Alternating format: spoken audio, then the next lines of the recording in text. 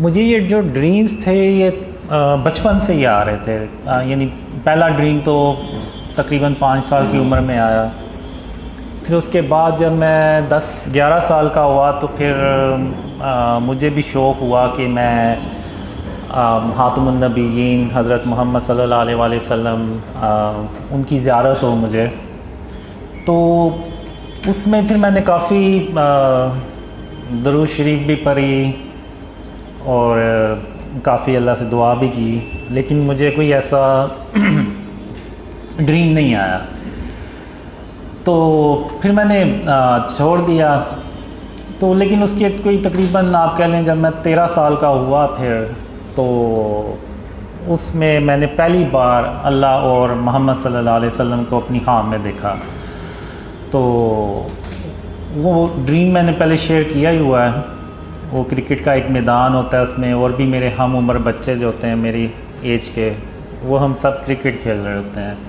तो अल्लाह मोहम्मद सल्लल्लाहु अलैहि वसल्लम से पूछता है कि आपने इन बच्चों में से जो सा बच्चा चुनना है तो आप उसको चुन के तो मुझे बता दें। तो फिर हज़रत मोहम्मद सल्लल्लाहु अलैहि वसल्लम सारे बच्चों को देखते हैं और आखिर में मेरी तरफ देखते हैं और मुझे ऐसे उंगली से इशारा करके कहते हैं कि या अल्लाह मैंने इस बच्चे को चुना। तो फिर अल्लाह कहता है कि अच्छा ठीक है, अब आए यहाँ से चलते हैं। तो वो दोनों चले जाते हैं, लेकिन मैं वहाँ पे खड़ा सोचता रहता हूँ कि आखिर हातिमुन नबीयीन मोहम्मद सल्लल्लाहु अलैहि वसल्लम ने मुझे ही क्यों चुना। यहाँ पे मुझसे अच्छे भी बच्चे थे, लेकिन उनमें से किसी को क्यों ना चुना। तो वो ड्रीम वहीं ख़त्म हो जाता है। तो उसके बाद ये ड्रीम्स आते हैं, थोड़े बहुत आते हैं। कभी बारिश हो रही है, कभी मेरे पीछे कोई पड़ा हुआ है और मैं अल्लाह मुझे उससे बचा लेता है। तो वो मुझे बाद में पता चलता है कि वो एक्चुअली में दज्जाल था। तो फिर जब मैं 17 साल का होता हूँ तो ये जो ड्रीम्स का जो सिलसिला है ना, ये कंटिन्यू होता है। यानी ये चलता है। तो उस वक़्त से ये चला हुआ और ये आज तक मुझे जो ड्रीम्स है ना वो आते हैं। यानी मैं अगर मैं सोया हुआ ना, कोई 15-20 मिनट के लिए भी मैं सोता हूँ तो मुझे कोई ना कोई ड्रीम आ ही जाता है छोटा मोटा। तो ये जो सिलसिला है ना वो आज तक ऐसे ही चल रहा है। और इसमें खातमुन नबीयीन हज़रत मोहम्मद सल्लल्लाहु अलैहि वसल्लम और अल्लाह इन्हीं ड्रीम में से कुछ ड्रीम्स होते हैं, उनमें फिर वो आते हैं।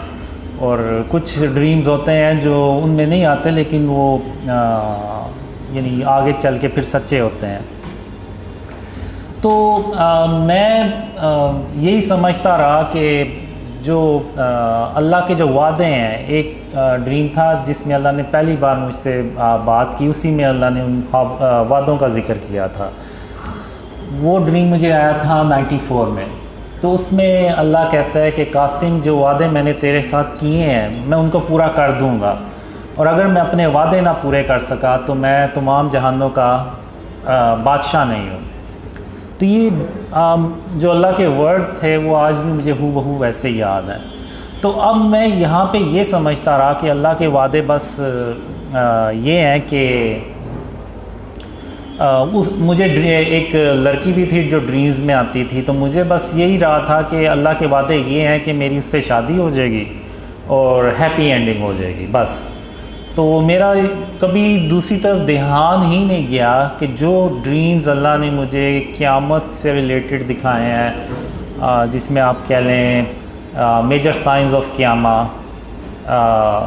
याजूज माजूज, दज्जाल, ईसा अलैहिस्सलाम और फिर क़यामत के दिन के ड्रीम्स। तो मेरा उस तरह कभी ध्यान नहीं गया। और ये मुझे ड्रीम्स आए थे 2003 से 2005 के बीच में। इस तरह के बहुत ज़्यादा ड्रीम्स आए जो दज्जाल, ईसा अलैहिस्सलाम, याजूज माजूज और साइन ऑफ क़यामा, ये जो ग़ज़वा हिंद और जो क़यामत के दिन के बारे में ड्रीम्स थे। तो मेरा कभी ध्यान ही नहीं गया कि अल्लाह के वादे ये भी हो सकते हैं। तो 2013 में जब वो लड़की मुझे छोड़ गई और मुझे भी यकीन हो गया कि वो मुझे नहीं मिलने वाली, तो फिर मैं यानी मेरी ड्रीम की तरह की सिचुएशन, मैं अपना सर पकड़ के बैठ गया और मैंने कहा कि मेरा तो सारा मैंने अपनी ज़िंदगी ज़ाया कर दी है, तो अब जो वक़्त गुज़र गया वो वापस तो नहीं आएगा। जनवरी 2014 में अल्लाह ने मुझे एक ख्वाब में बताया कि कासिम, मैंने उस लड़की के ज़रिए तेरी 20 साल आजमाइश की। मैं देखना चाहता था कि तू अल्लाह की रहमत से मायूस होने वालों में से तो नहीं है। तो मैं ड्रीम में इवन मैंने अल्लाह से एक तरह से गिला भी किया कि आखिर तूने एक लड़की के ज़रिए मुझे क्यों आजमाया। तो अल्लाह ने कहा, कासिम, मैंने तेरे इतने साल आजमाइश करनी ही थी, चाहे उसका तरीका कुछ भी होता। तो तुम अब घर जाओ और घर जाके तो आराम करो और मैं फिर तुम्हें बताऊंगा कि तुमने आगे क्या करना है। तो 20 या 22 अप्रैल 2014 इसमें अल्लाह ने पहली बार मुझे कहा कि कासिम, जो ख्वाब मैंने तुम्हें दिखाए हैं वो लोगों से बयान करो। मैं दुनिया वालों को दिखाना चाहता हूँ कि तुम कौन हो। तो जब मैं सुबह उठा तो मैंने कहा कि ये तो बड़ा अजीब सा अल्लाह ने हुक्म दिया है। ये तो ऐसा हुक्म है कि वो यानी अगर मैं मेरे घर वाले यकीन ना करें तो जो मुझे जानता ही नहीं है तो वो कैसे यकीन करेगा इन ड्रीम्स पे। तो बहरहाल फिर मैंने कहा कि मैं खातमुन नबीयीन मोहम्मद सल्लल्लाहु अलैहि वसल्लम का वेट करता हूँ कि वो क्या हुक्म देते हैं। तो वो भी कोई 7 दिन हफ्ता 10 दिन बाद ड्रीम्स में आए, तो उन्होंने भी मुझे वही कहा कि जो ख्वाब अल्लाह ने तुम्हें दिखाए हैं वो लोगों से बयान करो। तो चूँकि अब अल्लाह और मोहम्मद सल्लल्लाहु अलैहि वसल्लम दोनों ने मुझे वही हुक्म दिया, तो मेरे पास फिर कोई और चॉइस ही नहीं थी। मैंने फिर वो ड्रीम शेयर करना शुरू किए ईमेल्स के थ्रू अपने घर वालों से इधर उधर, तो किसी ने यकीन ही नहीं किया। तो फिर सितंबर में मैंने तकरीबन वो ईमेल्स के थ्रू भी ड्रीम्स शेयर करना छोड़ दिए। तो फिर अक्टूबर 2014 में एक ख्वाब में मैं अल्लाह से कह रहा होता हूँ कि अल्लाह, इन ख्वाबों पे कोई यकीन नहीं करने वाला और मैं सिर्फ़ अपना वक्त ज़ाया कर रहा हूँ। तो अल्लाह फिर कहता है कि नहीं कासिम, जब मैं किसी काम का इरादा करता हूँ तो फिर मैं उसको करके छोड़ता हूँ और मुझे रोकने वाला कोई भी नहीं होता। तो फिर अल्लाह इंटरनेट को बुलाता है और इंटरनेट को हुक्म देता है कि जो कासिम के ख्वाब है ना, ये पूरी दुनिया में फैलाओ। तो वो फिर वो दुनिया में फैलाता है। तो फिर उसके बाद मैंने करते करते जनवरी 2015 में ड्रीम्स को ऑनलाइन शेयर करना शुरू किया।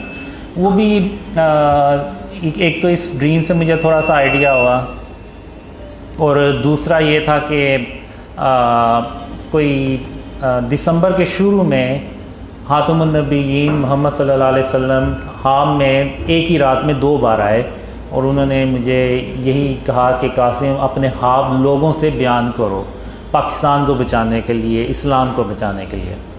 तो वो एक ही रात में 2 बार आए। तो मैंने यानी जब भी खातमुन नबीयीन मोहम्मद सल्लल्लाहु अलैहि वसल्लम एक ही रात में 2 बार ख्वाब में आए तो वो इसका मतलब होता है कि मुझे वो काम करना होता है। तो वो फिर मैंने जनवरी 2015 में स्टार्ट किए ड्रीम शेयर करना। तो इतने कमेंट्स बीच में नीचे इतने बुरे कमेंट्स आए, तो मैंने कहा मैंने इस काम के लिए तो नहीं ये ख्वाब शेयर करना शुरू किए थे कि लोग मुझे बुरा भला के हैं। तो वो फिर मैंने जनवरी के एंड तक ना पक्का फ़ैसला कर लिया कि मैं इन ख्वाबों को ना शेयर करना बंद कर दूँगा। तो फिर 8 फरवरी 2015 उसमें ड्रीम में खातमुन नबीयीन मोहम्मद सल्लल्लाहु अलैहि वसल्लम आए और उनकी आवाज़ जो थी ना वो बहुत ही अफसरदा थी कि ऐसे जैसे अगर मैंने ये काम छोड़ दिया तो वो उनके लिए यानी बहुत बड़ा मसला हो जाएगा। तो उन्होंने फिर मुझे कहा कि कासिम, अल्लाह की रहमत से मायूस नहीं हुआ करते और तुम इस काम को मत छोड़ो और इसको करते रहो और अल्लाह तुम्हारी मदद कर रहा है और तुम अपनी मंजिल के बहुत करीब हो। तो मैं जब सुबह उठा तो मैंने कहा कि रसूल अल्लाह सल्लल्लाहु अलैहि वसल्लम के लिए जान भी हाजिर है, तो ये तो सिर्फ बुरे कमेंट्स हैं। तो फिर मैंने कंटिन्यू किया उसको काम को, लेकिन फिर भी दिल में था मेरे कि लोग क्या कहेंगे, यानी इस तरह से क्योंकि वो कमेंट्स बहुत ही बुरे होते थे, यानी अभी भी बुरे ही करते हैं कमेंट्स। तो फिर मार्च 2015 में अल्लाह ने एक खाम में कहा, यानी उसमें एक अल्लाह मुझे कहते हैं कि कासिम इन अंधेरों में कब तक पड़े रहोगे, बाहर निकलो और उस जगह को तलाश करो जो मेरी रहमतों और बरकतों से भरी पड़ी है। तो मैं बड़ा खुश होता हूँ कि अल्लाह मुझे इन अंधेरों से बाहर निकालने आया है। तो जब मैं बाहर जाता हूँ अपने घर से तो वहाँ पे मैं देखता हूँ 8-10 कोई भूखे शेर भरे साइज़ के वो घूम रहे होते हैं। तो मैं डर के अंदर भागता हूँ, मैं कहता हूँ कि ये तो मुझे वैसे ही कच्चा खा जाएंगे। तो मैंने फिर अंदर आके अल्लाह से भी कहा। तो इसी दौरान वो फिर 3 कुत्ते होते हैं वो जो खिड़की से अटैक करने लगते हैं, लेकिन वो फेंस लगी होती है तो वो वहीं से टकरा के तो पीछे हो जाते हैं। तो फिर मैं कहता हूँ अल्लाह से कि या अल्लाह तेरे सामने इन्होंने मेरे ऊपर हमला किया और तू मुझे ये कह रहा है कि वो शेर मुझे कुछ नहीं कहेंगे।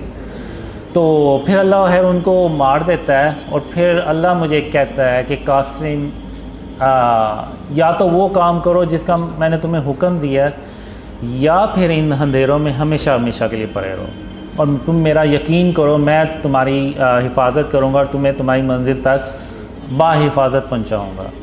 तो ये कह के अल्लाह वहाँ से चला जाता है। अब मैं उधर दीवार पे नीचे बैठ के तो सर टांगों में दबा के तो सोचता रहता हूँ कि और कहता हूँ कि मैं इधर भी अगर रहूँगा तो मौत मुझे यहाँ भी आ जानी है, लेकिन जैसा कि अल्लाह मुझे कहता है कि वो मेरी हिफाजत करेगा तो मुझे अल्लाह पे भरोसा करना चाहिए और बाहर निकलना चाहिए। तो फिर मैं वो बाहर निकलता हूँ तो वो करते करते अल्लाह मुझे बचाते रहता है और मैं उस जगह पहुँच जाता हूँ। तो फिर अल्लाह मुझे कहता है कि कासिम क्या मैंने तुम्हें नहीं कहा था कि मैं तुम्हें तुम्हारी मंजिल तक बाहिफाजत पहुँचाऊँगा। तो फिर मैं अल्लाह से कहता हूँ कि हाँ या अल्लाह तूने अपनी बातें सच कर दिखाई। तो यहाँ पे फिर मैं कहता हूँ अल्लाह से कि अब मैं कल अपने जितने भी मेरे काम हुए मैं वो सारे कर लूँगा। तो फिर यहाँ पे अल्लाह सीरियस हो के ना मुझे कहता है अच्छा कासिम तो फिर मैं भी उसके बाद क़यामत कायम कर दूँगा। तो इस तरह के भी ड्रीम्स जो है ना काफ़ी मुझे आए जिसमें क़यामत का आखिरी दिन होता है और मैंने अपने काम करने होते हैं, लेकिन मैं हर ड्रीम में किसी ना किसी वजह से अपने काम कंप्लीट नहीं कर पाता। लेकिन अल्लाह अपनी रहमत से क़यामत कायम नहीं करता और एक और दिन देता है जिसमें वो फिर मैं उससे अगले दिन जो होता है ना वो अपने सारे काम कंप्लीट करता हूँ। तो फिर जब अल्लाह ने मुझे ख्वाबों का हुक्म दिया शेयर करने का तो फिर मैंने सोचा कि कहीं अल्लाह के वादे वो तो नहीं है जो मुझे एंड ऑफ टाइम से रिलेटेड आए थे जिसमें हम ईसा अलैहिस्सलाम से जाके मिलते हैं और फिर वो क़यामत के दिन के ख्वाब। तो मैंने कहा हो सकता है अल्लाह के वादे जो है ना वो हों। लेकिन फिर भी जब मैंने ड्रीम शेयर करना शुरू किए तो मैंने कहा बस 2-4 लोग यकीन कर लेंगे, इससे ज़्यादा नहीं करेंगे। तो लेकिन फिर अब आज मैं देखता हूँ दुनिया भर से लोग ड्रीम्स पे अल्लाह की रहमत से उसकी मदद से बिलीव कर रहे हैं, ना सिर्फ बिलीव कर रहे हैं बल्कि एफ़र्ट्स भी कर रहे हैं, उनको आगे ड्रीम्स को फैला भी रहे हैं। तो मेरे लिए तो ये मौजज़ा है अल्लाह का, आप माने या ना माने, क्योंकि आज के दौर में जब हर कोई अपने काम में बिज़ी है, किसी के पास यानी इतना टाइम ही नहीं है कि इन चीज़ों की तरफ ध्यान दे। और ऐसे यानी जितने भी हैं सारे नाम हम आपस में कभी जानते थे एक दूसरे को, ना मुझे ये कभी जानते हैं ना कभी मिले, लेकिन फिर भी ये जो है ये ड्रीम्स फैला रहे हैं, वीडियोस बना रहे हैं और इस तरह से लोगों को यानी अक्सर के तो अपने यानी उनके अपने जो फ्रेंड थे उन्होंने भी उनसे फ्रेंडशिप तोड़ दी और उनके घर वालों में भी मसला हुआ, लेकिन फिर भी अल्लाह की मदद से और अल्लाह की रहमत से वो काम को कंटिन्यू कर रहे हैं। तो ये जो चीज़ है ये सिर्फ अल्लाह की मदद और उसकी रहमत से मुमकिन है, उसकी मदद के बगैर ये काम हो ही नहीं सकता, और वो भी स्पेशली आज के दौर में। तो मेरे लिए तो ये मौजज़ा ही है अल्लाह का, क्योंकि इसमें मुझे ड्रीम्स भी आए थे कि 2011 से 2013 में मैं कुछ ऐसे लोगों यानी जा रहा होता हूँ, कुछ रास्ते में मुझे ऐसे लोग मिलते हैं कि जिनको मेरे नाम का भी पता होता है, और उनमें से कुछ को इतना पता होता है कि अल्लाह ने मुझे किसी जगह जाने का हुक्म दिया है। और वो उनमें से ये भी कहते हैं कि हमें पता था आप यहाँ से एक दिन गुज़रेंगे। तो उस वक्त मैं ड्रीम में हैरान होता था और अपने आप से सवाल करता था आखिर ये लोग हैं कौन जिनको मेरे नाम का भी पता है और कुछ को इतना पता है कि मैं किस जगह जा रहा हूँ।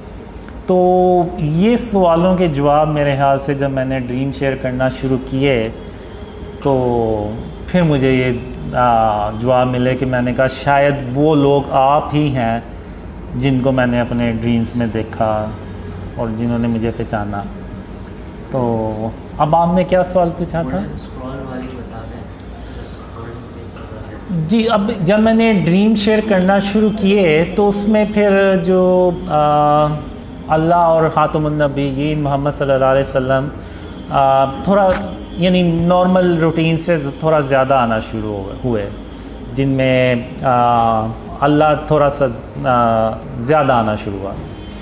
तो शुरू में जब मैंने ड्रीम शेयर करना शुरू किए तो फिर ख़ातमुन नबीयीन मोहम्मद सल्लल्लाहु अलैहि वसल्लम ने भी मुझे ड्रीम्स में कहा कि कासिम मेरा ये पैगाम लोगों को, मेरी उम्मत को दे दो कि जो तुम्हारी मदद करेगा वो ऐसे ही जैसे उसने मेरी मदद की। और फिर उसके बाद कुछ ड्रीम्स में ऐसे भी आया कि अल्लाह जो है ना वो गोल्डन पेपर्स में उन लोगों के नाम लिख रहा है जो यानी शुरू में इन ड्रीम्स को फैलाते हैं। और मुझे ये भी ड्रीम्स में आया कि इस उम्मत के जो बेहतरीन लोग होंगे वो इन ड्रीम्स पे पहले यकीन करेंगे और फिर ये ड्रीम्स फैलेंगे, फिर थोड़े से और ऊपर के लोग बिलीव करेंगे, फिर इवन फिर मीडिया से रिलेटेड लोग बिलीव करेंगे, फिर कुछ पॉलिटिशियंस इस तरह से, और फिर करते करते ये ड्रीम्स जो है ना वो इतने फैलेंगे कि जो आर्मी चीफ़ ऑफ पाकिस्तान है उनको भी इन ड्रीम्स का पता चलेगा और वो इन ड्रीम्स को सुनेंगे। तो फिर उसके बाद ख़ातमुन नबीयीन मोहम्मद सल्लल्लाहु अलैहि वसल्लम आर्मी चीफ़ को गवाही देंगे कि कासिम अपने ख्वाबों के बारे में किसी से झूठ नहीं बोल रहा और बिल्कुल वैसे कुछ होने जा रहा है जैसा कि अल्लाह ने कासिम को ख्वाबों में दिखाया। तो ये विटनेस मिलने के बाद फिर जो है ना वो काफ़ी ड्रीम्स जो है ना वो दुनिया में फिर बहुत ही ज़्यादा फैलते हैं, जिसका यानी पाकिस्तान की तरक्की और इस्लाम की सरबुलंदी से भी ताल्लुक़ है। और गोल्डन आप चाहें तो क़यामत के मंजर वाला अर्श के नीचे आ अगर आप चाहें। अच्छा ठीक है। अब जो क़यामत का जो दिन होता है ना, जब अल्लाह क़यामत कायम करता है, इससे पहले मैंने एक ड्रीम में अल्लाह से पूछता हूँ कि अल्लाह आखिर ये कैसे होगा कि तू क़यामत के दिन हम सब को आवाज़ देगा और हम सब तेरी तरफ दौड़ते चले जाएंगे। तो अल्लाह ने मुझे एक मिसाल दी। अल्लाह कहता है कासिम जैसे कि एक बिल्ली है और उसके छोटे छोटे दूध पीते बच्चे हैं, वो अपने बच्चों को दूध पिला के तो अपना रिस्क तलाश करने के लिए बाहर चली जाती है और फिर वो कई घंटों के बाद जब वापस आती है और उस वक्त उस दौरान उसके बच्चे जाग जाते हैं और वो अपने आप को अकेला देख के, अपनी माँ को पास ना देख के तो खौफ महसूस करते हैं कि हमारी माँ कहाँ है। तो फिर जब बिल्ली आती है और वो दूर से उन अपने बच्चों को आवाज़ देती है तो उसके जो बच्चे हैं वो दौड़ते चले जाते हैं अपनी अम्मी के माँ के पास, और ये नहीं देखते कि इनको कोई रास्ते में कोई ख़तरा भी हो सकता है, कोई नुकसान भी हो सकता है। नहीं, वो बस ये देखते हैं कि हमारी जो माँ है उसने हमें बुलाया। तो बिल्कुल इसी तरह मैं क़यामत के दिन जब तुम सबको आवाज़ दूँगा तो तुम सब इसी तरह मेरी तरफ दौड़ते चले आओगे और मेरे सामने हाज़िर हो जाओगे। तो अब जब मैंने देखा अपने ड्रीम्स में कि अल्लाह क़यामत कायम कर देता है, तो अब मुझे ऐसे लगता है जैसे मैं ज़मीन से उग के निकला हूँ, जैसे कोई पौधा उगता है तो उस तरह से ना मैं ज़मीन से उगा हूँ। और जैसे ही मैं उठा हूँ तो वो ऑलरेडी यानी होता है कि मैंने अल्लाह रब्बुल आलमीन के पास जाना है, यानी उसके सामने जाना है। तो अब मैं उधर ऐसे तेज़ चलता हुआ ना, तो जैसे अल्लाह ने ऑलरेडी मुझे बताया हुआ कि मैंने कहाँ जाके खड़े होना है। तो मैं उधर जाता हूँ और जाके खड़ा हो जाता हूँ, तो वहाँ पे खातमुन नबीयीन मोहम्मद सल्लल्लाहु अलैहि वसल्लम पहले से आगे खड़े होते हैं। तो अब जो अल्लाह का क़यामत के दिन जो अर्श होता है ना, उसका साया जैसे शाम का साया होता है ना, तो लंबा हो जाता है। तो ये अब जैसे ये अल्लाह का अर्श का साया है और इधर ये बाकी मैदान है, और सूरज इस तरफ होता है, काफ़ी बड़े साइज़ में होता है। तो उसका जो ऐसे रोशनी आती है, तो अल्लाह के अर्श के जो साया ना, वो ऐसे एक लंबा साया बन जाता है। तो सबसे आगे खातमुन नबीयीन मोहम्मद सल्लल्लाहु अलैहि वसल्लम खड़े होते हैं, फिर उसके पीछे आप सल्लल्लाहु अलैहि वसल्लम की जो उम्मत होती है वो, फिर जब उसके बाद फिर हज़रत इब्राहीम अलैहिस्सलाम और उनकी उम्मत के लोग होते हैं, फिर उसके बाद सारे दर्जा बदर्जा अल्लाह के नबी और उनके उम्मती होते हैं। तो जो मैंने ड्रीम्स में देखा है, खातमुन नबीयीन मोहम्मद सल्लल्लाहु अलैहि वसल्लम की उम्मत की जो तादाद है वो बहुत ज़्यादा होती है बाकी नबियों की उम्मतों से। तो मैं यहाँ पे खड़ा हो जाता हूँ और मेरे साथ वो लोग होते हैं जो दुनिया में साथ होते हैं। तो अब मोहम्मद सल्लल्लाहु अलैहि वसल्लम यहाँ पे अब हमसे ना मुलाकात करने आते हैं। तो वो जितने भी लोग होते हैं वो सब खातमुन नबीयीन मोहम्मद सल्लल्लाहु अलैहि वसल्लम उनसे इन पर्सन मिलते हैं, और वो कहते हैं कि आपने दुनिया में कासिम के साथ रहे और इस्लाम और यानी उस जो ड्रीम्स आए थे उस वक्त मुझे, तो उस वक्त मुझे नहीं पता होता कि हमने ऐसा आखिर क्या काम किया है कि खातमुन नबीयीन मोहम्मद सल्लल्लाहु अलैहि वसल्लम हमसे मिलने पहले आए हैं। तो बहरहाल उस वक्त तो मुझे नहीं समझ लगी, लेकिन आज अब तो समझ लगती है कि वो शायद इस्लाम की सरबुलंदी से मुतल्लिक ही काम होगा। तो खातमुन नबीयीन मोहम्मद सल्लल्लाहु अलैहि वसल्लम फिर हमें कहते हैं कि आज अल्लाह जो है ना आपको खुश कर देगा, अल्लाह अपनी रहमतें और बरकतें आप पे नाजिल करेगा। तो इस तरह से मैंने ना वो ड्रीम में देखा, और उस वक्त मैं ड्रीम में भी यानी ये सोच रहा होता हूँ, हैरान हो रहा होता कि हमने आखिर दुनिया में ऐसा क्या काम किया होगा कि खातमुन नबीयीन मोहम्मद सल्लल्लाहु अलैहि वसल्लम खुद हमसे मिलने आए। तो वो इस तरह का ड्रीम होता है। तो उसके अलावा भी काफ़ी ड्रीम्स होते हैं, यानी उसमें ये जो एरिया होता है, इधर सारे कुफ़ार होते हैं खड़े हुए, और उनके गर्दनों में और पूरा जंजीरों में जकरे होते हैं, और ऐसे यानी कि उनके ऊपर ये आज जो दिन है ना वो बहुत भारी है। तो और उनके लिए कोई छाँव नहीं होती, और इवन ज़मीन भी उनकी तप रही होती है, और ज़मीन से भी जो है ना वो उनको तपिश महसूस हो रही होती, मिल रही होती। तो इस तरह से वो ड्रीम। गज़वा हिंद, ये जो जंग है ये मैंने अपने ड्रीम्स में बहुत बार देखी है। तो अब ये जंग ना हम पे मुसल्लत की जाती है बेसिकली। हम कोई यानी हमें शौक़ नहीं होता कि हम ये जंग खुद से करें। हम यानी पाकिस्तान में पाकिस्तान अल्लाह की रहमत से तरक्की कर रहा होता है, और अल्लाह की रहमतें और बरकतें पाकिस्तान पे नाजिल हो रही होती हैं। तो हमें तो ज़रूरत ही नहीं होती कि हम है किसी से जाके तो जंग शुरू कर दें।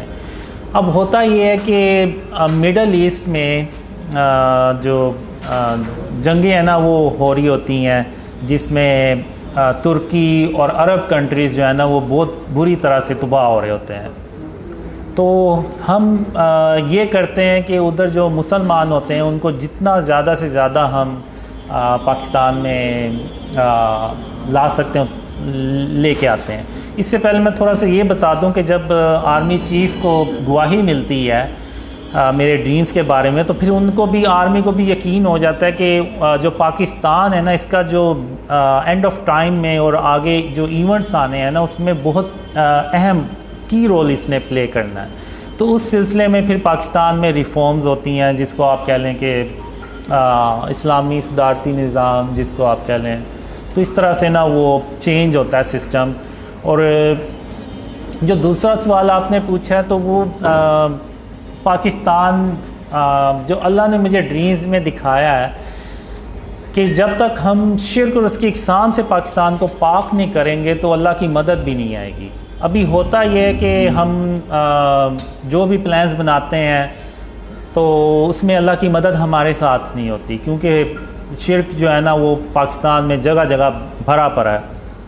अब शिर्क सिर्फ ये नहीं है कि अल्लाह के साथ किसी को शरीक ठहराना, ये जो स्टैचूज़ हैं, बुत हैं, आर्ट और कल्चर के नाम पे जो डेकोरेशंस बनाए हुए हैं और जो तस्वीर हमने बड़ी बड़ी बिल बोर्ड्स पर लगा के रखी हुई हैं, ये जो फ़िज़िकल चीज़ें हैं ये आपको जगह जगह नज़र आएंगी, ये भी फॉर्म ऑफ शिर्क है। अब मक्का जो काबा है उसमें 360 जो थे वो बुत ही पड़े हुए थे, तो अब वो बुत वो वाले हों या जो आज के दौर में बुत बनाते हैं आर्ट और कल्चर के नाम पे वो हों, वो सब सेम ही है। उनकी जो प्रेजेंस है या उनकी जो वजूद है वो वही है, सिर्फ शक्लें डिफरेंट हैं और तो कोई मसला नहीं, और तो कोई डिफरेंस नहीं है। तो अगर आप देखें तो आज के दौर में आप एक टाउन से 360 से ज़्यादा इस तरह के स्टैचूज़ निकाल लेंगे। तो ये जो चीज़ें हैं ना ये सब फॉर्म ऑफ शिर्क में आती हैं। अब इब्राहीम अलैहिस्सलाम ने बुतों को तोड़ा, अब नौज़बिल्लाह उन्होंने कोई उसको करना तो नहीं था लेकिन उन्होंने फिर भी तोड़ा, क्योंकि वो अल्लाह का हुक्म था और उन्होंने उस सरज़मीन को शिर्क से पाक करना था। तो वो तभी होता है जब वो बुत तोड़े जाए, बुत ख़त्म किए जाएं और तस्वीरें ख़त्म की जाएं। अब मैं यहाँ पे ये नहीं कह रहा कि लोग बाहर निकलें और तोड़ दें, ये हुकूमत का काम है और वही करे ये काम तो बेहतर है और उसे ही करना चाहिए, और वही कानून बनाएं कि इस तरह जो भी अपने दुकानों में स्टैचूज़ रखेगा या गैर ज़रूरी तस्वीरें लगाएगा तो उसको फ़ाइन होगा या जो भी। तो जब आर्मी चीफ़ को विटनेस मिलती है तो उसके बाद पाकिस्तान को शिर्क और उसकी इकसाम से पाक किया जाता है और फिर अल्लाह की मदद आती है, और जो हम प्लान्स बनाते हैं अल्लाह की मदद उसमें शामिल होती है। तो पाकिस्तान जो है ना वो तेज़ी से तरक्की करता है, और लेकिन दूसरी तरफ वो अरब कंट्रीज़ में डिस्ट्रक्शन होती चली जाती है और पाकिस्तान तरक्की करता चला जाता है और इंडिया से हज़म नहीं होता तो वो पाकिस्तान पे अटैक करने लगता है। तो उस वक़्त अल्लाह फिर 3000 काले रंग के जंगी जहाज़ भेजता है, और उन जंगी जहाज़ों को देख के तो इंडिया की अकेला पाकिस्तान पे अटैक करने की हिम्मत ही नहीं पड़ती। तो चूँकि अब पाकिस्तान तरक्की कर रहा होता है तो जो दुनिया के बाकी के मुल्क होते हैं ना उनको भी ये फ़ियर आना शुरू हो जाता है कि अगर हमने पाकिस्तान को ना रोका तो ये कल को हमारे ऊपर हुकूमत करेगा। तो चूँकि वो अरब कंट्री में ऑलरेडी डिस्ट्रक्शन कर रहे होते हैं तो वो फिर इंडिया के साथ मिल के तो एक बहुत बड़ी जंग पाकिस्तान पे मुसल्लत करते हैं, तो जिसको कि वो गज़वा हिंद कहा जाता है। जो मैंने ड्रीम्स में देखा है वो शायद 100 झंडे 100 मुल्क हों जो सारे मिल के ना तो पाकिस्तान के ख़िलाफ़ हो जाते हैं। तो अब इस दौरान पाकिस्तान की जो आबादी है वो भी ज़्यादा होती है, क्योंकि लोगों को पता चलता जाता है कि ये एंड ऑफ टाइम और इस तरह से गज़वा हिंद का वक्त आ रहा है। तो लेकिन इसके बावजूद लोगों में ना वो कुछ मुसलमान जो पाकिस्तान में होते हैं उनमें फ़ियर भी होता है कि पता नहीं पाकिस्तान बचेगा भी या नहीं, क्योंकि वो दुश्मन ही इतनी बड़ी तादाद में होते हैं। तो लेकिन अल्लाह जो है वो पाकिस्तान की मदद करता है, और इस जंग में खातमुन नबीय्यीन मोहम्मद सल्लल्लाहु अलैहि वसल्लम खुद फ़िज़िकल शिरकत भी करते हैं और वो उस जंग में मौजूद होते हैं। लेकिन वो जो सरबराह होता है उसके इल्म में होता है या कुछ जो लोग होते हैं करीबी उनको पता होता है कि खातमुन नबीय्यीन मोहम्मद सल्लल्लाहु अलैहि वसल्लम भी इस जंग में शरीक हैं। तो अब जो मैंने ड्रीम्स में देखा है कि पाकिस्तान का 10% से ज़्यादा जो है ना वो नुकसान नहीं होना चाहिए इस जंग में, और फिर जब जंग शुरू होती है तो अल्लाह मदद करता है और पाकिस्तान जो है ना वो हिंदुस्तान को ना डिफ़ीट कर देता है। और जो मैंने ड्रीम्स में देखा है वो इतनी ज़्यादा तबाही होती है कि उसमें तकरीबन 80 करोड़ लोग जो है ना वो मारे जाते हैं, जिसमें बहुत ज़्यादा तादाद हिंदुस्तान उनकी होती है। तो उसके बाद मैं देखता हूँ तो जो औरतें, बच्चे और बुज़ुर्ग जो है ना, वो बहुत बड़ी करोड़ों की तादाद में बच जाते हैं। और हम उस जंग में भी हातमुन नबीयीन मोहम्मद सल्लल्लाहु अलैहि वसल्लम के जो बनाए हुए असूल हैं जो जंगों में, वही हम उसको भी अपनाते हैं। और किसी यानी बच्चों को और बुज़ुर्गों को, औरतों को नहीं मारते। तो वो बच जाते हैं। तो वो फिर पाकिस्तान को पैगाम देते हैं कि या तो आप हमें भी मार दें या फिर आप हमें अपनी पनाह में ले लें। तो सब फिर हुकूमत ऐलान करती है कि आप दो मर्दों को 2-2, 3-3, 4-4 शादियाँ करें और उन औरतों को पनाह दें। तो उसके बाद फिर मिडल ईस्ट में पाकिस्तान जाता है काले रंग के जंगी जहाज़ लेके, और वहाँ पे रशिया और अमेरिका को शिकस्त देता है और पाकिस्तान अकेला जो है ना वो सुपर पावर बन जाता है। तो उसमें जो मैंने ड्रीम्स में देखा है कि जो हम यूरोप में जाने लगते हैं तो वो पहले ही हाथ खड़े कर देते हैं और वो जंग नहीं करते। वो कहते हैं आए आप और हम पे हुकूमत कर लें, इस तरह का कोई सीन होता है। और फिर पाकिस्तान जो है वो पूरी दुनिया में जब हातमुन नबीयीन मोहम्मद सल्लल्लाहु अलैहि वसल्लम का सच्चा इस्लाम फैलाता है तो पूरी दुनिया अमन से भर जाती है। लेकिन इसका जो स्टार्ट है ना वो पाकिस्तान से होगा। तो इस तरह से मैंने ये देखा है कि दुनिया कैसे अमन से भरती है। फिर उसके चंद साल बाद दज्जाल जो है वो बाहर आ जाता है। फिर दज्जाल से एक बहुत बड़ी जंग होती है जिसमें तकरीबन 2 से 2.5 अरब लोग मारे जाते हैं। उनमें ज़्यादातर तादाद मुसलमानों की होती है। तो फिर उसके बाद दज्जाल के बाद फिर ईसा अलैहिस्सलाम आते हैं। फिर जो मैंने ड्रीम्स में देखा है कि अल्लाह मुझे ना जब दज्जाल आता है ना तो कुछ लोग होते हैं उनको अल्लाह कहता है कि इनको ले पहाड़ में ले जाके ना तो छुपा दो। अब वो एक पहाड़ होता है, उसके अंदर वो सारा तराशा होता है, अंदर पूरी एक बिल्डिंग सी बनी होती है, सब कुछ सारी सहूलतें होती हैं, अंदर रहने के लिए सारा फूड का इंतज़ाम होता है और वो वहाँ पे रहते हैं। और मैं उनसे कहता हूँ कि जब तक मैं ना हूँ आप लोगों ने इधर ही रहना है।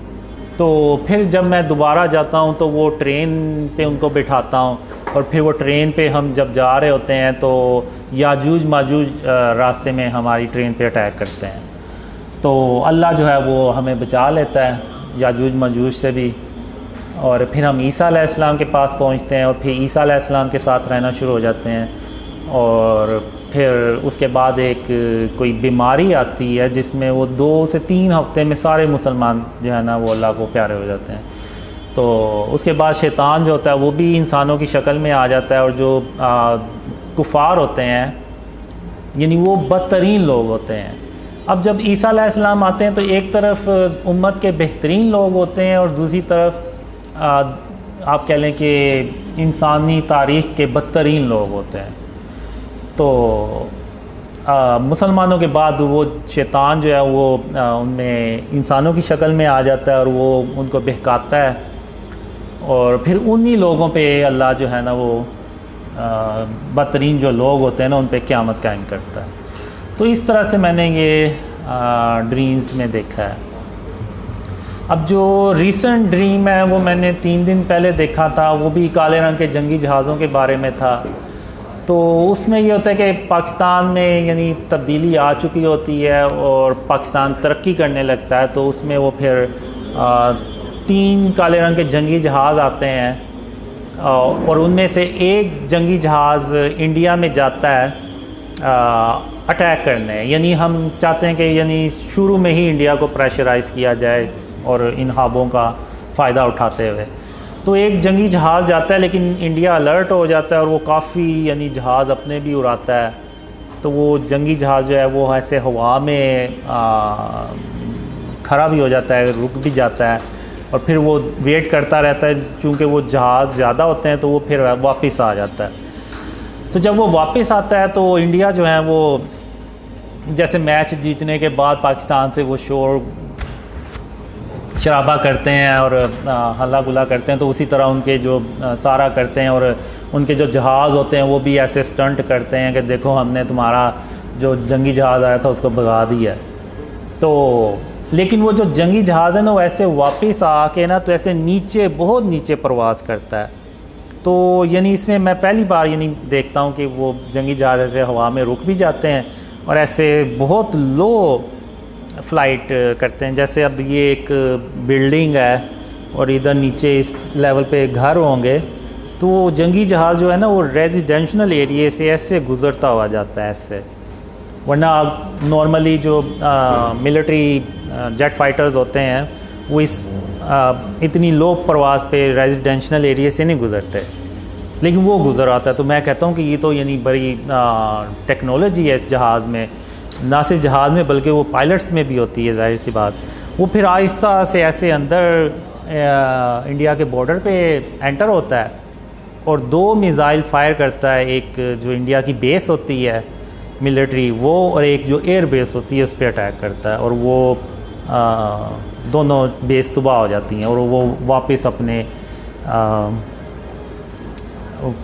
वापस पाकिस्तान आ जाता है, और उनको इंडिया को पता भी नहीं चलता कि कोई आया है और अटैक करके चला गया। तो वो इरफान भाई ने बताया कि जब वो जहाज़ बहुत ही लो फ्लाइट पे जा रहा तो इवन वो रेडार्स जो है ना वो भी डिटेक्ट नहीं कर पाते। तो इवन जब वो हाइट पे भी होता है तो वो बेसिकली उनके रेडार डिटेक्ट नहीं कर पाते कि जहाज़ किस जगह पे, बस उन्हें एक सिग्नल्स आ रहे होते हैं कि हमारी टेरिटरी में कोई दुश्मन का कोई डिवाइस या कोई जहाज़ इस तरह से आया, लेकिन कहाँ पे है वो नहीं पता चलता उनको। तो इस तरह से वो फिर वापस आता है, और फिर वो जो ब्लैक जेट फाइटर्स के पायलट्स होते हैं वो आते हैं, तो वो हम उनसे बात कर रहे होते हैं, तो वो ड्रीम वहीं ख़त्म हो जाता है। तो ये लेटेस्ट ड्रीम ये है। रिसेंटली ड्रीम्स आते हैं, इमरान खान के बारे में भी आए, तो लेकिन एक चीज़ है कि जब तक इस मुल्क को शिर्क और इसकी इक़साम से पाक नहीं किया जाएगा ना, ये मुल्क नीचे चलता जाएगा। लोग मुझसे पूछते हैं तो मैं वो बस उसी बेस पे कहता हूँ कि जब तक हम शिर्क से इस मुल्क को पाक नहीं करेंगे तो अल्लाह की मदद भी नहीं आएगी।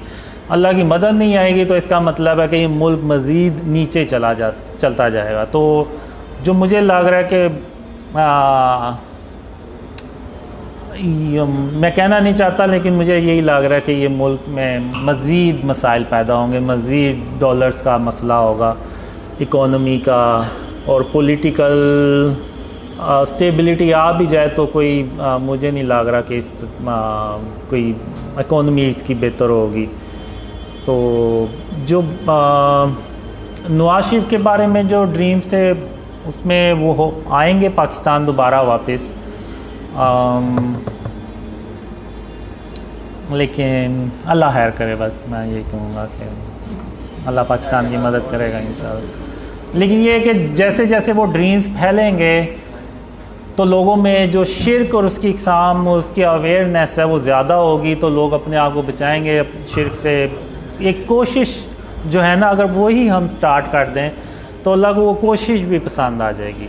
और मैंने जब आप देख लें, बहुत से लोग मेरी बातें करते हैं, मेरी दाढ़ी नहीं है, मैं नमाज़ें भी नहीं पढ़ता, तो ये वो, तो अल्लाह ने मुझे बहुत ज़्यादा ड्रीम्स में बताया, कहा कि अल्लाह क़यामत के दिन सारे गुनाह बख्श देगा लेकिन शिर्क कभी माफ़ नहीं करेगा। लेकिन नौज़बिल्लाह इसका मतलब ये नहीं कि वो मैं ये कह रहा हूँ कि नमाज़ें नहीं पढ़नी चाहिए, दाढ़ी नहीं रखनी चाहिए, लेकिन अल्लाह ने मुझे ये भी कहा है ड्रीम में कि जो नमाज के बारे में सवाल है ना, वो सिर्फ़ अल्लाह रब्बुल आलमीन किसी से कर सकता है, क्योंकि नमाज एक इंसान सिर्फ़ अल्लाह के लिए पढ़ता है। ये नहीं है कि किसी और के लिए पढ़ रहा है, तो वो ज़ाहिर सी बात है जिसके लिए हम नमाज़ पढ़ते हैं वही अल्लाह जो है ना वो सवाल करने का हक़ भी रखता है। तो मुझे अल्लाह ने ड्रीम में यही कहा कि अल्लाह जो है ना वो ये अल्लाह ये पूछ सकता है किसी से कि वो नमाज़ पढ़ता है या नहीं, और अगर कोई तुम्हें ज़्यादा तंग करे, ज़्यादा कहे, तो उसको कहना कि जब अल्लाह मुझे तौफीक देगा तो मैं नमाज़ें भी पढ़ना शुरू कर दूँगा। तो इस तरह से अल्लाह ने मुझे ड्रीम में कहा, और अल्लाह ने मुझे बहुत ज़्यादा ड्रीम में ये कहा कि कासिम, मैं तेरी सिर्फ़ इसलिए मदद कर रहा हूँ कि तूने अपने आप को शिर्क और उसकी इक़साम से बचाना शुरू कर दिया। यानी मैंने भी बचाना शुरू कर दिया। मैं मुकम्मल तौर पे मेरा भी नहीं है, अभी भी कोई ना कोई घर में मेरे कोई तस्वीर इस तरह से कोई पड़ी होगी, क्योंकि हम जो भी चीज़ खरीदते हैं उसमें अक्सर तो वो तस्वीरें होती हैं। तो बहुत ही मुश्किल है। शुरू में तो मैंने यही समझा शायद जब अल्लाह ने कहा तो कि सिखाया कि शिर्क की क्या इक़साम है, मैंने समझा कि शायद इतना मुश्किल नहीं होगा। लेकिन जब अल्लाह ने सिखाना शुरू किया शिर्क के बारे में तो मैंने कहा ये भी शिर्क है, वो भी शिर्क है, और फिर मैंने कहा कि ये तो हर तरफ शिर्क ही शिर्क है, तो हम तो सब शिर्क में ही रह रहे हैं। तो मैंने बहुत कोशिश करने के बाद क्या कहते हैं कि घर से सारा कुछ ख़त्म किया, लेकिन अभी भी जो भी हर रोज़ कोई ना कोई चीज़ आ भी जाती है। तो मैंने वो स्प्रे पेंट भी रखा हुआ है कि कोई चीज़ अगर ज़्यादा देर के लिए रहनी है तो उस पर वो, और उसके ऊपर तस्वीर है तो उसके ऊपर फिर मैं स्प्रे पेंट कर देता हूँ। तो वो जो कोशिश है ना वो अल्लाह को पसंद आ गई। तो मुकम्मल तौर पे अभी तक मैं भी नहीं कर सका, लेकिन अगर हम पूरे पाकिस्तानी, अब आप देखें कि मैं 2015 में मैं अकेला था, मुझे कोई भी नहीं था जानता। इवन जो मुझे पुराने ड्रीम्स आते थे ना उसमें होता था कि लोग मुझे जान रहे हैं, पहचानते हैं, तो मैं बड़ा हैरान भी होता था। मैंने कहा लोग मुझे कैसे पहचानेंगे, कैसे जानेंगे, मैं तो घर से बाहर ही नहीं निकलता, ना मैं कोई सोशल पर्सन हूँ, ना मैं कोई सेलिब्रिटी या इस तरह से कोई डॉक्टर इंजीनियरों के लोग मुझे पहले से जान रहे हों और इस तरह से। तो ये मेरे लिए एक बहुत बड़ा सवाल होता था कि लोग मुझे जानेंगे कैसे। और 2015 तक तो मैं, आप कह लें कि मैं ज़ीरो था, यानी मैं अकेला ही था, यानी दोस्त यार भी कोई होंगे तो कभी शायद मुलाकात हो जाती थी उनसे। तो फिर जब अल्लाह ने ड्रीम शेयर करने का कहा तो ये बेसिकली अल्लाह की मदद थी, और अल्लाह उस वजह से मदद कर रहा था कि मैंने अपने आप को शिर्क और उसकी इक़साम से बचाना शुरू कर दिया। तो अल्लाह ने अब मदद की। तो अब आप देखें कि पूरी दुनिया से लोग जो हैं ना वो ड्रीम्स पे बिलीव कर रहे हैं और उनको फैला भी रहे हैं। तो अगर अकेला एक बंदा अगर शिर्क और उसकी इक़साम से अपने आप को बचाए तो अल्लाह उसकी इतनी मदद करे कि वो दुनिया के लोग उसको उसकी मदद करना शुरू हो जाएं। तो अगर हम 22 करोड़ आबादी जो लोग हैं वो अगर हम सारे शिर्क और उसकी इक़साम से बचाना शुरू कर दें अपने आप को, तो फिर आप सोचें कि जो अल्लाह की मदद आएगी तो ये कौम सालों में भी नहीं शायद महीनों में ये ऊपर जाना शुरू हो जाए। तो मैं तो यही पैगाम दूंगा कि मेरी फ़िज़िकल अपीयरेंस पे ना जाएं, आप उस पैगाम पे जाएं कि अल्लाह ने मुझे कहा था एक ख्वाब में कि कासिम ये दुनिया इतनी शिर्क से भरी हुई कभी नहीं थी जितनी ये आज शिर्क से भरी हुई है। तो जब अल्लाह ने मुझे सिखाया, बताया कि शिर्क क्या है, तो वो हर जगह शिर्क ही शिर्क है। इवन हम जो मूवीज़ देखते हैं, ड्रामा देखते हैं, तो वो अल्लाह कहता है कि अल्लाह तमाम जहानों का परवरदिगार है, तमाम जहानों का रब है। तो वो जो फ़िल्म है वो भी एक जहान है, बेशक वो एक फ़ेक स्टोरी क्रिएट की गई है, लेकिन उसका भी परवरदिगार सिर्फ अल्लाह रब्बुल आलमीन ही हो सकता है। तो अब अगर हम इंडियन मूवीज़ देखें तो उसमें तो वो शुरुआत ही वो अपने बातिल खुदा से की तस्वीर से करते हैं, और अंदर भी वो दिखाते हैं कि जी वो बातिल खुदा ने उसकी मदद की हीरो की तो वो कामयाब हो गया, और वही स्टोरी फिर आगे हम शेयर करते हैं अपने दोस्तों से, यारों से। तो हम अगर दिल से नहीं माने लेकिन हम उस चीज़ को आगे बता तो रहे हैं ना, यानी हम किसी हद तक तो यकीन कर रहे हैं कि वो जो फ़िल्म थी उसकी स्टोरी सच्ची थी, नौज़ुबिल्लाह, यानी वो वाकई उसके बातिल खुदा ने उसकी मदद की और वो कामयाब हो गया। तो यानी वो उसकी बातिल खुदा की प्रेजेंस को हाँ इंडोर्स कर रहे हैं, तो ही तो वो आगे शेयर कर रहे हैं, वरना तो वो आगे शेयर ही ना करें। तो यानी ये शिर्क जो है ना वो इतना ज़्यादा हम मुसलमानों में पेनिट्रेट कर चुका है। अब वो ब्रदर सलाब थे अमेरिका से, वो गए हुए थे उम्रा करने, तो मैंने उनसे कहा कि आप देखें कि इस तरह की चीज़ें कि मस्जिदुल हराम में और मस्जिद नबवी में भी तो नहीं है, तो फिर उन्होंने वो देखा कि एक बंदा था, उसने शर्ट पहनी हुई थी, पीछे उसके पूरी शेर की तस्वीर बनी हुई थी, तो वो नमाज़ पढ़ने के लिए मस्जिद नबवी में बैठा हुआ है। तो ये अब एक हदीस है कि जहाँ पे तस्वीर होगी वहाँ अल्लाह की रहमत के फ़रिश्ते नहीं आएंगे। तो अब वो एक बंदे की वजह से वो अल्लाह की रहमत के जो फ़रिश्ते हैं वो बाकियों के लिए भी रुक गए।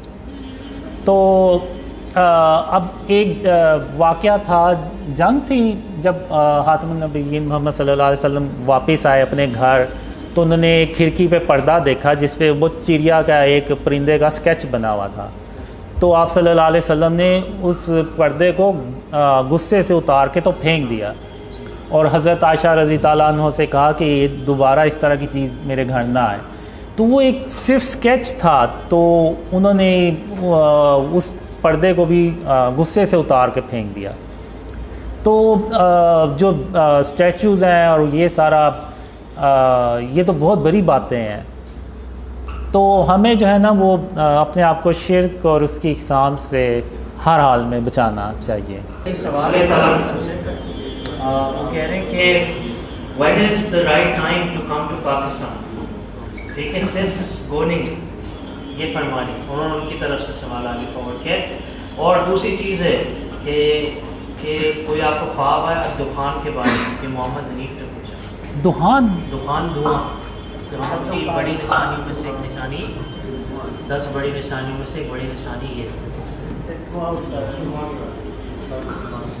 धुआं तो नहीं, मैंने डस्ट स्टॉर्म देखा है, वो जो बिल्डिंग होती है फ़लस्तीन के इलाके में बनती है, वो जब उसके बेस में एक धमाका सा होता है और वो पूरी दुनिया अरब कंट्रीज़ में फैलता चला जाता है, इतनी ज़्यादा वो धुआं होता है कि वो सूरज की रोशनी भी ज़मीन पे नहीं पा रही होती। अब वल्लाह आलम ये शायद सिंबॉलिक हो, वर्ल्ड वार 3 को रिप्रेजेंट कर रही हो, वल्लाह आलम। और दूसरा right time, the right time to come to Pakistan is when you see the dreams spread a lot, यानी जब बहुत ज़्यादा ड्रीम फैल जाएं और पाकिस्तान के हालात भी बेहतर होना शुरू हो जाएं, तो तब यानी इंशाल्लाह जब शिर्क का खात्मा होना शुरू हो जाए, जी जी, और हुकूमती लेवल पर जब ये उसूल बन जाए जी, तो तब means when you see dreams are spreading a lot and we Pakistani started to remove the shirk and its form within the country, then after it the help of Allah will come to Pakistan inshallah, because you are not a Pakistani who will come to Pakistan, so it will be very difficult for you guys to live here in this situation. The current situation is not good. So when the situation will be good, then you can come to Pakistan inshallah.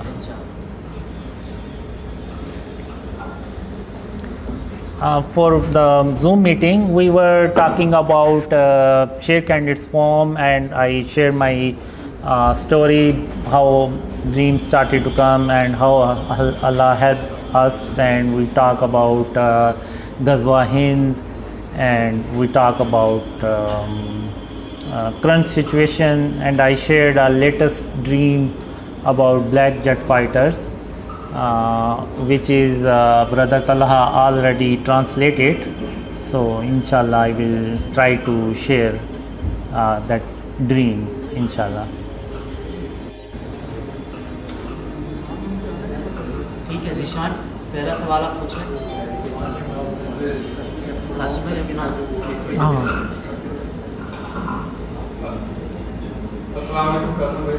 वालेकुम सलाम। कासिम भाई, मेरा ये सवाल है आपसे, जैसा कि आपने कहा कि आपने ड्रीम देखा था जिसमें आर्मी चीफ को आप सल्लल्लाहु अलैहि वसल्लम ख्वाब में आते हैं और फिर उसके बाद वो आपसे मुलाकात होती है और आपने अपने ड्रीम्स का बताते हैं।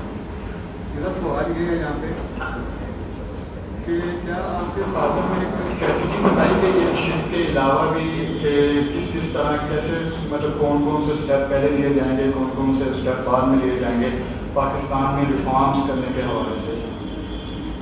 बहुत शुक्रिया। अस्सलाम वालेकुम। वालेकुम सलाम। जो आर्मी चीफ को जब विटनेस मिल जाती है तो फिर आर्मी जो होती है ना वो ये यकीन कर लेती है कि पाकिस्तान को आने वाले इवेंट्स में एक बहुत बड़ी रिस्पॉन्सिबिलिटी प्ले करनी है, और उसके लिए जाहिर सी बात है जब तक पाकिस्तान की इकोनॉमी स्टेबल नहीं होगी, मुल्क तरक्की नहीं करेगा तो ये चीज़ें भी नहीं होंगी। इवन एक ड्रीम में मुझे ये भी आया था कि पाकिस्तान आर्मी को अपनी जो तादाद है वो डबल कर लेनी चाहिए ताकि वो आने वाले इवेंट्स को इजीली हैंडल कर सके। तो इसके बारे में शिर के अलावा जो मुझे बहुत ज़्यादा ड्रीम्स में आया है कि क्या करना चाहिए। पहले तो यानी जो ड्रीम्स में आया कि वो ये है कि जो निचला तबका है, जो गरीब तबका है, उसको हमने खुशहाल बनाना है। जब नीचे वाली लेवल पे खुशहाली आएगी तो उसका जो असर है ना वो ऊपर तक जाएगा। तो इसमें फिर जो हमारी करंट रोड्स हैं और इसका जो सेवरेज सिस्टम है, इस तरह से ये भी ड्रीम्स में आया कि ये भी कैसे हमें करना चाहिए। और जो मैंने पुराने ड्रीम्स में देखा है उसमें ये है कि हम एक ऐसा सिस्टम लेके आते हैं इकोनॉमी का कि जो इवन यूरोप के, अमेरिका के जो कंट्रीज़ हैं ना वो भी सरप्राइज होते हैं कि ये कैसा सिस्टम लेके आए। इवन हेल्थ का सिस्टम जो मैंने ड्रीम्स में देखा है कि वो हम एक टावर्स लगाते हैं, जैसे अभी आप देखें ना तो टावर्स लगे हुए हैं मोबाइल नेटवर्क के, तो वो जो टावर्स होते हैं ना वो लोगों को स्कैन करते हैं कि इनमें कोई बीमारी तो नहीं डेवलप हो रही, कि उनको पता ना चल रहा हो। अक्सर तो नहीं पता चलता जब तक कि वो सिम्टम्स ना आए, तो वो पहले से ही सिम्टम्स आने से पहले ही वो डिटेक्ट करके तो उसको यानी शुरू में उस बीमारी को पकड़ने की उन टावर्स में ना वो होता है कि वो अलर्ट कर देते हैं। और इसके अलावा फिर हम जो रोड्स के इर्द गिर्द ऐसे मशीन्स होती हैं जिसमें से वो आप कह लें कि कोई जैसे मिस्ट से नहीं निकलती, उस तरह से वो निकलती है कि जो इर्द गिर्द के वायरस है ना, बैक्टीरिया, उनको मार सके। क्योंकि वो जितने भी वो हमने उस वक्त जो ड्रीम में होता है कि वो ज़्यादातर जो वायरस और बैक्टीरिया ट्रैवल करते हैं वो रोड्स और इस तरह से जो ट्रैवलिंग करते हैं लोग उनके थ्रू फैलती, तो उसके लिए वो चीज़ होती है। तो इस तरह से ड्रीम्स में आया। और फिर इतना मैंने देखा है कि पाकिस्तान में इतनी खुशहाली आती है कि कोई यानी आपको गरीब नहीं मिलता कि कोई जिसको कोई ज़रूरत हो खाने की या इस तरह से, तो इतनी यानी अल्लाह की रहमतें और बरकतें देखी हैं। लेकिन ये होता तभी है जब हम शिर्क और उसकी इकसान से अपने आप को बचाना शुरू करते हैं।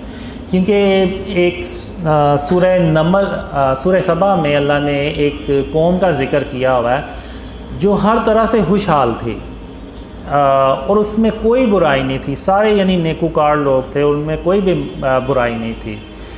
तो अल्लाह ने उनको 2 बाग दिए हुए थे जो कसरत से फल लगते थे उनमें, और उसको बेच के तो वो अपनी इकोनॉमी चलाते थे और जो भी उनमें खुशहाली थी वो उन बागात की वजह से थी। लेकिन आहिस्ता आहिस्ता उन लोगों ने ये कहना शुरू कर दिया कि ये जो बाग है ना, ये हम मेहनत करते हैं तो ये फल लेके आते हैं। तो अल्लाह ने उन फलों को ना मुर्दा कर दिया। और फिर अल्लाह ने उस कौम से सवाल किया कि अब भी तो तुम उतनी ही मेहनत करते हो जितनी पहले करते थे, तो अब ये ऐसे फल क्यों नहीं लगते जिनको तुम बेच सकते हो या तुम खा सकते हो। तो यानी बात करने का मतलब ये है कि जब तक हम यानी उन्होंने भी एक तरह से ना अल्लाह से तवक्कल हटा के तो अपने बाजुओं अपनी मेहनत पे ले आए कि यानी ये भी एक फॉर्म ऑफ शिर्क किया कि अल्लाह के अलावा किसी और पे तवक्कल कर लेना। तो जब तक हम शिर्क और उसकी इकसान से अपने आप को नहीं ना बचाएंगे तो आप भूल जाएं कि अल्लाह मदद करेगा। तो यही मैं कहूँगा। I think when dreams spread a lot, means a lot of people believes on the dreams, like all are gathering here. Then I think if someone want to come, then we can also is able to help them. So without local support, it will be very difficult for you guys to settle in Pakistan. But now the situation is about the dream spreading is by the mercy of Allah is a lot. So there is people who believes on the dreams in Pakistan, but still I will say wait a little more. So more people believes on the dreams, the more will be easy for you who want to come early. It will be more easy for them to settle in Pakistan because they will have more support. But still I will say wait for the right time to come to Pakistan, inshallah. I think Qasim bhai answered this before also. So you should listen to Qasim bhai and obey, and he's telling you to come at a later point in time. So you should obey, you should look for the signs. When it's the appropriate time, you should come. Also, there is a hadith from Rasulullah sallallahu alaihi wasallam which means that if you're presented with two paths, you should choose the easier one. Do not put yourself in a test that you cannot withstand. So be careful what you wish for. Okay, moving on to the next question. Question number 6. शिर्क में बातें का शिर्क भी शामिल है। लोग कहते हैं तो हैं कि हम अल्लाह को अव्वल तरजीह देते हैं, मगर उनके अमल अव्वल तरजीह वाले नहीं होते, जैसे कि अल्लाह का हक है। ऐसा क्यों? फ्रॉम सनोवर। मतलब लोग बातों से भी शिर्क करते हैं, कहते तो कि हम अल्लाह ताला को पहले तरजीह देते हैं, लेकिन फिर जो करते हैं तो तरजीह नहीं होती, यानी अपने आप को ज़्यादा तरजीह देते हैं। मेरे ख्याल से ये चीज़ जैसे कि इरफान भाई ने भी कहा, ये चीज़ नाफरमानी में आएगी, शिर्क में नहीं आएगी। क्योंकि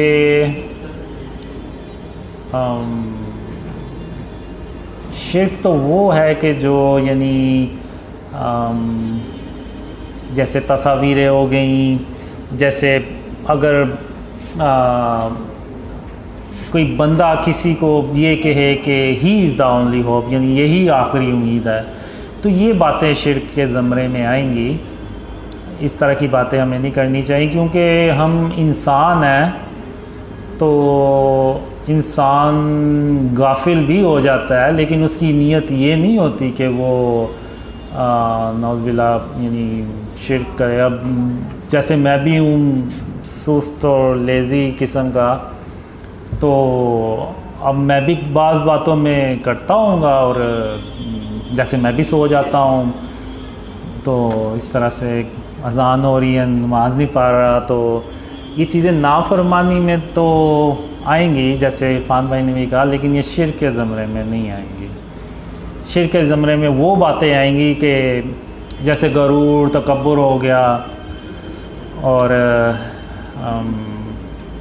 किसी के बारे में कह देना कि वो वही आखिरी उम्मीद है, तो ये चीज़ें शिर्क के ज़मरे में आती हैं। जैसे मुझे एक ड्रीम में अल्लाह ने कहा कि जब तुम चला करो तो आकर के मत चला करो, बल्कि आजिज़ी से चला करो और अपने सर को झुका के चला करो। फिर एक यानी उसके बाद फिर मैंने अपने आजिज़ी से चलना शुरू कर दिया, इवन सर को भी झुका के चलना शुरू कर दिया। तो यानी किसी ने कहा कि तू क्या गर्दन नीचे करके तो चलता रहता है। तो फिर एक दूसरे ड्रीम में हातिमुन नबिय्यीन मोहम्मद सल्लल्लाहु अलैहि वसल्लम ने मुझे कहा कि कासिम तुम इस नियत से सर को झुका के चला करो कि अगर मैं यानी इंसान ना होता और मुझे दुनिया के काम ना करने होते, तो मैं हर वक्त अल्लाह के आगे सजदे में रहता। तो इस नियत से तुम सर को झुका के चला करो। तो इसका मतलब ये नहीं है कि वो में नाफरमानी में ही आएगी ये चीज़ें, क्योंकि इंसान बहुत ही कमज़ोर पैदा किया गया। इवन मैं भी खुद भी अभी तो है नहीं, उस वक्त जब मैं अल्लाह की वादों का इंतज़ार करता रहता था तो मुझे भी दिल में आता था पता नहीं अल्लाह के वादे कभी पूरे होने भी हैं या नहीं। फिर एक ड्रीम भी आया मुझे जिसमें अल्लाह सारे अपने वादे मुझसे किए हुए पूरे करता भी है, और अल्लाह मुझे कहता भी है कि कासिम अब तुम्हें कोई मुझसे गिला शिकवा तो नहीं है, मैंने सारे अपने वादे पूरे कर दिए हैं। तो फिर मैं अल्लाह से कहता हूँ कि या अल्लाह बस मुझे एक शख्स को कत्ल करने की इजाज़त दे दे। तो अल्लाह जो होता है ना वो बड़ा तेज़ी से मेरी तरफ आता है। अब ये नहीं कि अल्लाह को नहीं पता कि मैंने किसको करना है, लेकिन अल्लाह को पता होता है, तो वो अल्लाह बड़ा तेज़ी से मेरी तरफ आता है और मुझे कहता है कासिम क्या बात है, तुम किसको कत्ल करना चाहते हो। तो मैं अल्लाह से कहता हूँ कि अल्लाह मैं अपने आप को कत्ल करना चाहता हूँ कि मैं तेरे वादों के बारे में हमेशा शक में पड़ा रहा। तो अल्लाह आगे से कहता है कासिम मैंने इंसान को बहुत ही कमज़ोर पैदा किया है, तो तुम ये उल्टी बातें सोचना छोड़ दो और आओ अब मैं तुम्हें घर छोड़ देता हूँ। तो इंसान को अल्लाह ने ना बहुत कमज़ोर पैदा किया है। तो अब ये चीज़ें नाफरमानी में आ सकती हैं लेकिन शिर्क में नहीं, क्योंकि अल्लाह ने इंसान को ना कमज़ोर पैदा किया, इंसान बड़ा कमज़ोर है। अच्छा भाई अगला सवाल है, Does Mohammed Qasim have any plan to visit any other country right now? Will he come to Indonesia this year from Goni? I always wish that I will be like you guys. Seriously, when I see you guys, I always wish, what if Allah make me like you guys, so I can go out and meet other people in different cities, in different countries, but Allah make me like this. So I have a plan to visit other countries, to visit other cities, but I am lazy and I am lazy, very lazy. So let's see when Allah fulfill these desires. Inshallah I will visit Indonesia, Malaysia, Bangladesh, other countries. Inshallah. USA भी ना? USA भी inshallah. This is just the humility of Qasim bhai. Actually इनकी वालदा भी बीमार रहती हैं, so because Qasim bhai's mother is ill and she needs attention, and Qasim bhai is the only one with her right now, so I think that is one of the reasons that Qasim bhai is not traveling, or maybe he's seen some dreams that he's not sharing with us, so maybe because of that reason. Question number 8. Have brother Qasim seen any dream about Tabut Sakina, Mohammed Shiraz? Tabut Sakina पर आपने कोई ख्वाब देखा है? क्या ताबूत सकीना? ताबूत Sakina English में पूछा किसी ने? उर्दू में भी यही कहते हैं। मोहम्मद शिराज।